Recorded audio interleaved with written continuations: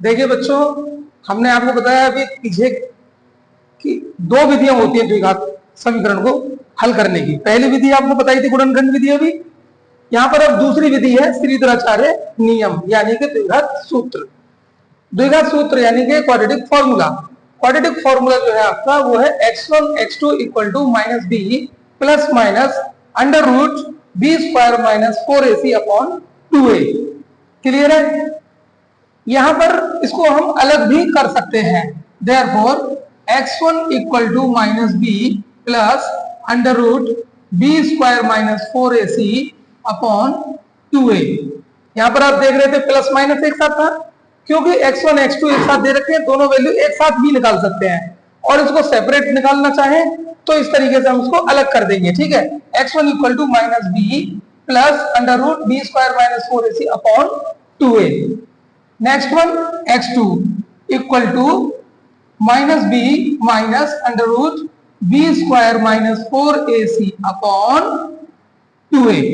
इसका मतलब ये हुआ कि जो क्वाड्रेटिक फॉर्मूला आपको एक साथ दे रखा था, ठीक है, उसको अलग अलग वैल्यू निकालना चाहें तो प्लस और माइनस को अलग अलग कर देंगे, जो यहाँ पर एक साथ दे रखा है। इस तरीके से हम इसको हल कर सकते हैं। तो हम द्विघात सूत्र को लगाते कब हैं, यह भी हमको पता होना चाहिए। जब कभी भी किसी भी द्विघात समीकरण का हल अगर गुणनखंड विधि से ना हो रहा हो तो हमारे पास आखिरी उपाय है श्रीधराचार्य नियम।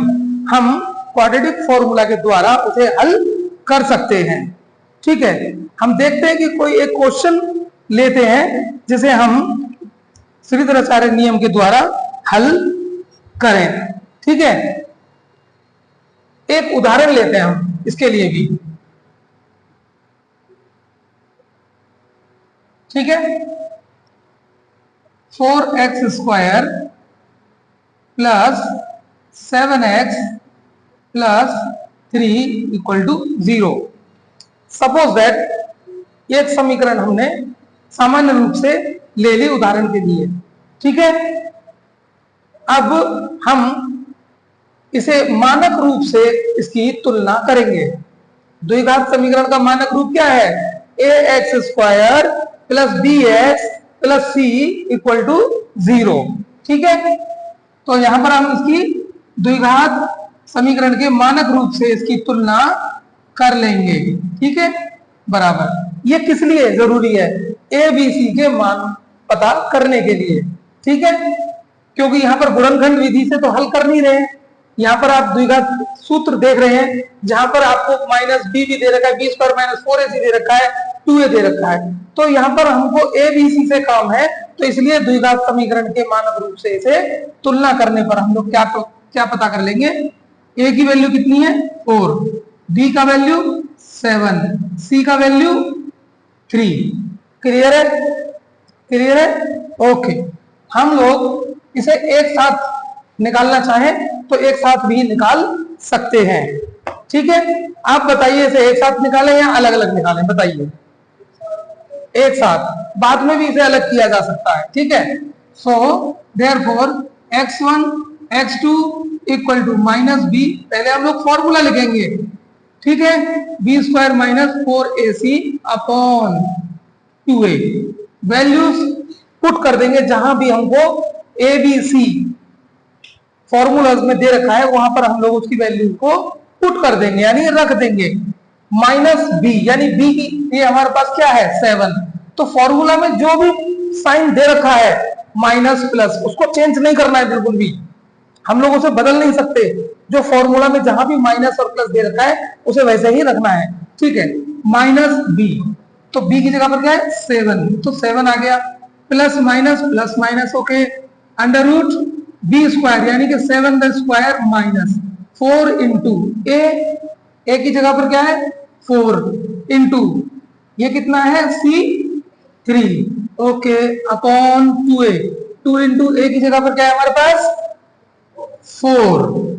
ओके, अब हम इसका कैलकुलेशन करेंगे।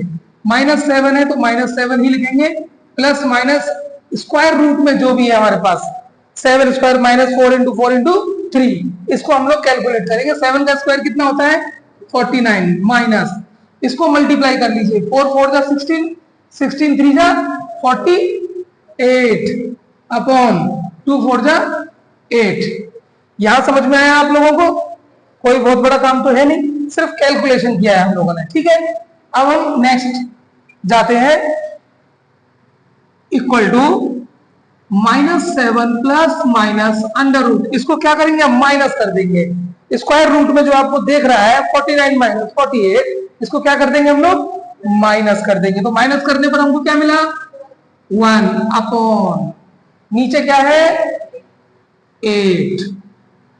ओके, यहां पर -7 plus minus under root 1 square root 1, इसका वैल्यू कितना आएगा ओनली 1 आएगा। क्या होगा 1 क्या होगा और अपॉन 8, ये आपके x1 x2 आ गए।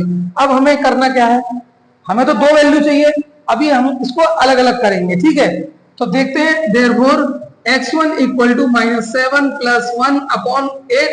यहां पर हम लोगों ने x1 लिया था तो देखो प्लस माइनस में, प्लस पहले लिया, x2 का वैल्यू माइनस में, ठीक है। समझ में आई बात? इस तरीके से हम लोग इसको अलग कर लेंगे। तो इसका वैल्यू कितना आया -7 प्लस 1 कितना हुआ -6, कितना हुआ अपॉन 8। ये 2 के टेबल से डिवाइड हो सकता है दोनों नंबर, ठीक है, बिल्कुल हो जाएगा। 2 3 जा 6, 2 4 जा 8, तो कितना आया इसका value -3 upon 4। Next one x2 equal to -7 minus 1 upon 8। x2 में देखिए माइनस है बीच में, तो हम लोगों ने इधर माइनस लगा दिया, तो कितना हो गया ये -8 upon 8।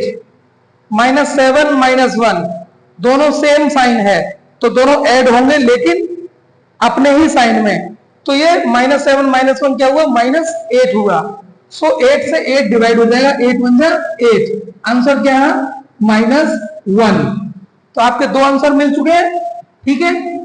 x1 x2 equal to -3 upon 4 -1।